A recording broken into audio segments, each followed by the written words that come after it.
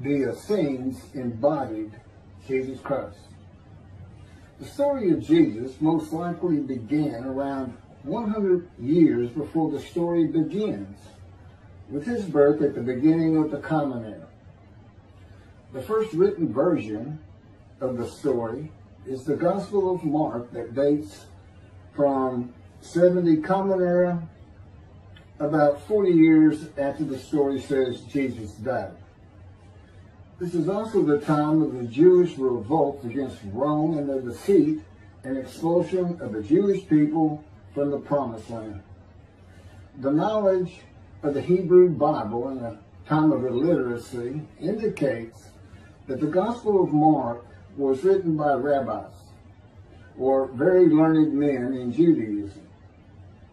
Men who decided they needed to write down this story that had been circulating by word of mouth and storytelling for as many as 170 years, beginning with the founder of the Judaism sect of the Essenes, the prolific writers of the Dead Sea Scrolls, to make money.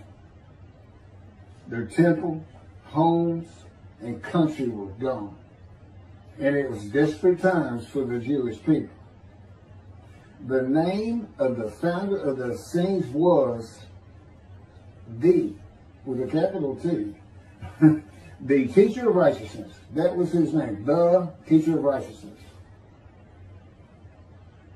Meaning he was believed to be the man described in Isaiah 53 who makes the many righteous. The man Jesus claimed to be. According to the oral story that most likely began 100 years before the Common Era, BCE, with this man called the teacher of righteousness, who established a sect of Judaism known as the Essenes. This teacher of righteousness who fought with a wicked priest. All this information is in the Dead Sea Scrolls. Fought with a wicked priest. Did not like the way the temple was being run. Did not like all the sinning going on in Jerusalem, and did not live there, and despised riches and the material things of the world, just like Jesus, who also claimed to be the teacher of righteousness.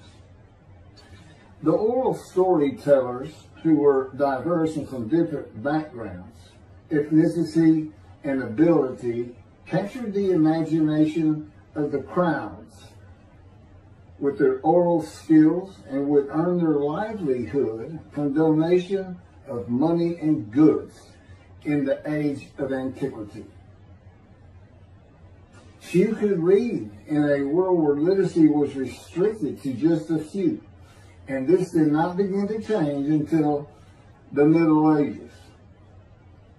While the earliest forms of written communication date back to about 3,500 to 3,000 BCE, literacy remained for centuries a very restricted ability closely associated with the exercise of power. Schools in ancient Israel, if any existed, served only the sons of the rich and the religious elite. Storytellers, in general, would be very learned men, captivating the imagination of the crowds at the gates and the meeting places of Jerusalem, with tales that people of a harsh and brutal time wanted to believe in. A time when medical treatment was primitive and life expectancy was 30 to 35 years, averaging those who died at birth to those who died with long life into their 70s and beyond. A time when people believed in mythical gods and gods who were men and making sacrifices to gods for favor and for safety, healing, long life, crops, and fertility. The Dead Sea Scrolls are generally thought to have been produced by the Essenes No one really doubts it anymore. And the Essenes are a group that protested the way the temple was being run. Many of the Essenes went to the cliffs and the caves east of Jerusalem by the Dead Sea, known as Qumran, to prepare the way of the Lord, following the commands of the prophet Isaiah. Today, in this day, the day of the Lord, because the land burns again, the Jewish people have returned, and Jerusalem and the ruined cities have been rebuilt. Elijah clears the way for the Lord. They went to Qumran to get away from the sinning of the people of Jerusalem and the ways of the religious elite at the temple, which would have been Pharisees and Sadducees. The Essenes are never mentioned. They're never mentioned in the New Testament. Now, they are prolific writers. And they had their own gate. They had their own gate throughout the life of Jesus and for 40 more years until Jerusalem was destroyed. And that in 70 Common Era, when everything was being destroyed, that's when they put those scrolls deep into pottery, big pottery, and buried them. That's what kept them from disintegrating into dust. And if you ever look it up, I mean, when I say prolific, there must have been many people, they were copyists. But they also did, well, I'm going to get to it. They made commentary on the scrolls. One of the first leaders of the Qumran community, again, was the teacher of righteousness, identified in the Damascus document and the Habakkuk Pesher. A Pesher is a type of commentary in Hebrew. In the Pesher literature, the teacher of righteousness is presented as a founding figure who directly clashed with an opponent called the wicked priest. Of course, we all know what Jesus went through with the religious elite, Sadducees, Pharisees, and the high priest. This was the wicked priest in his day, 100 years before the birth of Jesus. The man described in Isaiah 53 is often referred to the teacher because of verse 11, where God says, verse 11 of chapter 53 of Isaiah, where God says, "My righteous servant makes the many righteous." The teacher of righteousness and his followers left a library of information on his teachings, himself, and Scripture, and would seem to be the first of many men to claim or to be claimed by others that the man described in Isaiah 53. Jesus is not even the last. No, he's not, but I mean, he's not even the last.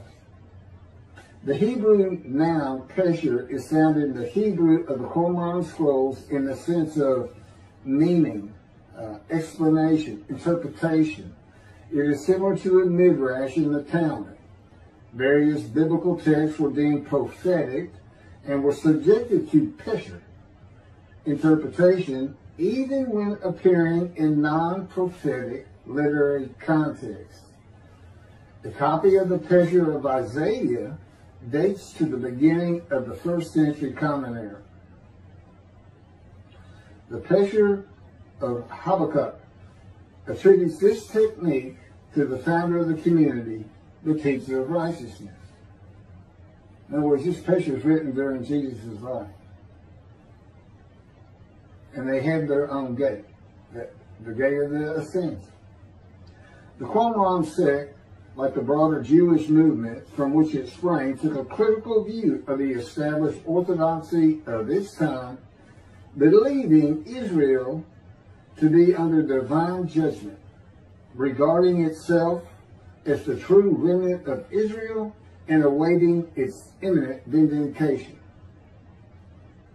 At the, quote, end of days. At the end of days, evil would cease, the wicked would be destroyed, and the righteous would live under a divine blessing. This is not unlike the teachings in Judaism today of a redemption, restoration, and exaltation of the Jewish people by the world of Gentiles, the nations, with peace throughout the world. When the anointed one comes, the anointed one means Moshiach. The New Testament will say Messiah, but it just means anointed to do a task for God. And that would be from chapter 11, verses 1 and 2 of Isaiah. And the man is described in Isaiah 53 according to the sages and rabbis of the time. He was known as the leper seller. And that's because it's a man suffering familiar with disease, sickness that will bring you to grief and be exposed to death. Today we would say cancer. And he makes the many righteous by his knowledge. That's in Isaiah 53. By his knowledge. Not by his death. Not by his crucifixion. Nobody dies. Exposure to death is not death. Jesus died. He was never exposed to death. He didn't get near it, that it did not happen.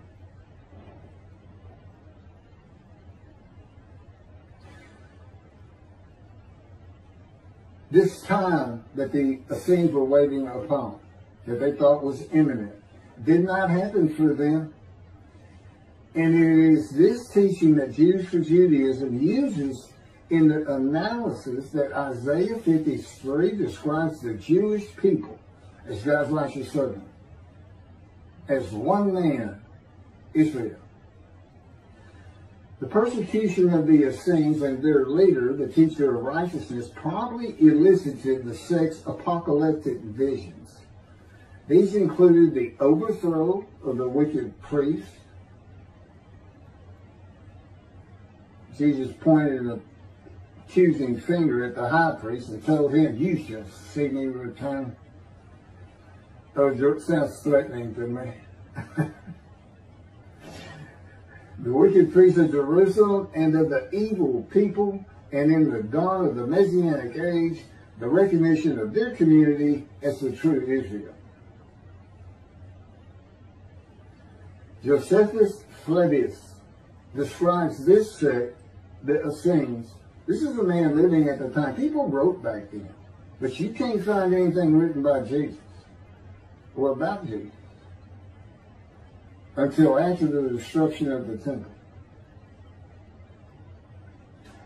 He describes this sect, the Essenes, as one of the main three philosophical sects among the Jews, with a very detailed description. Excerpts from his book, Wars 2, chapter 8, include, this is in quotes, the third sect, which pretends to a severe discipline. These men are despisers of riches, and so very communicative as raises our admiration. And as for their piety towards God, it is very extraordinary. You would think that Jesus would have been in this thing. He fit right in. But again, we never hear a single word about these prolific writers. The other two philosophical sects were the Pharisees and the Sadducees. In the New Testament, the Essenes are never mentioned, as I said. All the stories of Jesus and his clashes with the religious elite of Jerusalem in the New Testament are with the Pharisees and the Sadducees. According to this same Josephus, the name of the gate in the southern wall of Jerusalem at Mount Zion was called the Essenes Gate. Everything about the Essenes says Jesus would have been one.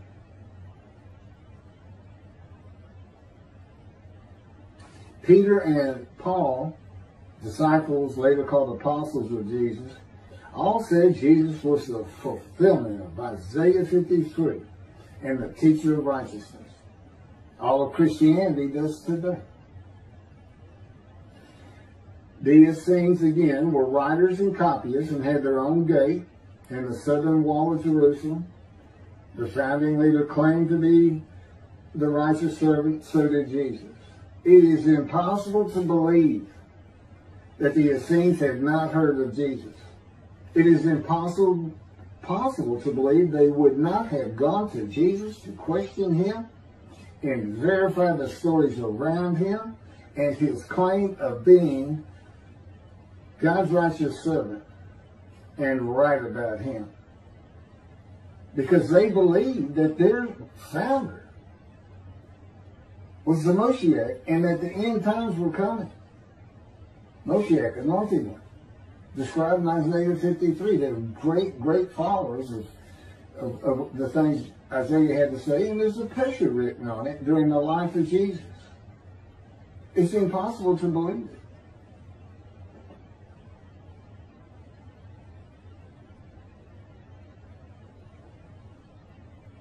We're talking about a man that healed the sick, removed blindness, had the cripples walk, fed 5,000 people with 5 loaves of bread and 2 fish, walked on water, turned water to wine, raised the dead, was crucified, and 3 days later came back to life. And you think these people, how about Joseph Philadelphus? Why didn't he mention that?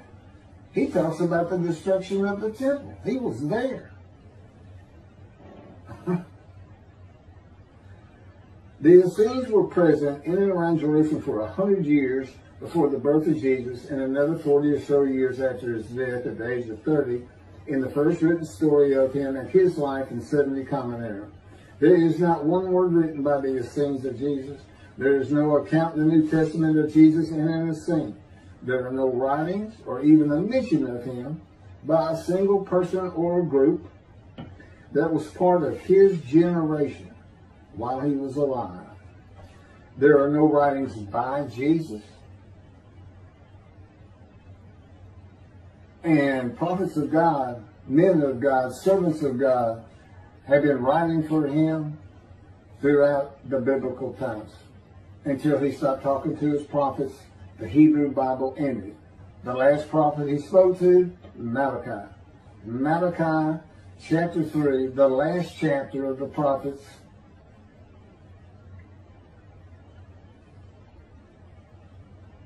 writes for God the prophetic announcement that he will return. He's going to come back. I've already talked about the 5 prophecies of Jesus of when he will return, and every single one of them was false. He didn't return to his generation, sons of those who pierced him with the spear on the cross. He says in the Revelation on the first page, verse 7, those who pierced me with the spear shall see me return. I'm coming back quickly.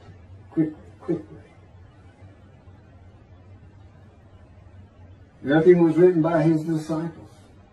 There are no writings by Herod or Pilate or any Roman newspaper, poem, or book of this man who healed the multitudes, fed the poor, walked on water, raised the dead, turned water to wine, was crucified and rose from the dead to human life, and then rose to heaven. That's where he's supposed to be returning from. While there are 3 Gospels under the names of 3 disciples, they are all considered pseudepigrapha. In Greek, that means falsely attributed. Writings which were attributed to authors who did not actually write them. And they were all written long after the death of Jesus, these Gospels, full of quotes and teachings from Jesus himself. Quoted parables, long speeches, Sermon on the Mount, long sermons that could not be accurate if passed by word of mouth. There is only one answer. The Essenes themselves, these writers and the storytellers of the day, had put this story together. And even though the writers of the gospel knew full well these rabbis were learned men of the Hebrew Bible, they knew it didn't really fit. But you know what else they knew? Nobody could verify it. Nobody could check them. Nobody could check them. Now, I just did a video on the deceptions. The deceptive, well, it covers just Matthew. And there's 3 different stories of him and deceits in every one of them that you can go look up now. You can verify these things I'm saying. I'm quoting them. I give the chapters, the books they come from. You can see Jesus chains, Zechariah, verses 9 and 10, the verses, from riding an ass into Jerusalem and being crucified, as Jesus said all the prophets said of him, to what the prophet actually said. You can go look at it. He said he's going to go in, defeat Rome, defeat the enemy in Rome, which in Jesus' time, in Jerusalem,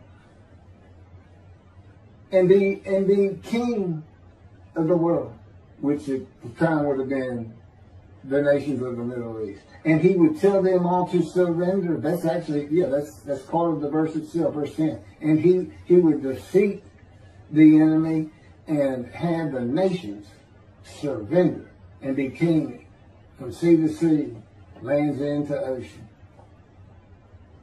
I mean, you can't get more deceitful than that. You can't lie greater than that. You're manipulating Scripture, God's holy word, manipulating it, deleting a verse 10, telling your disciples, tell everybody these things. That's why he's telling them. Tell everybody these things. Going in. They're going to kill me. Okay. That's what the prophets say. Don't forget. And that's what he's doing.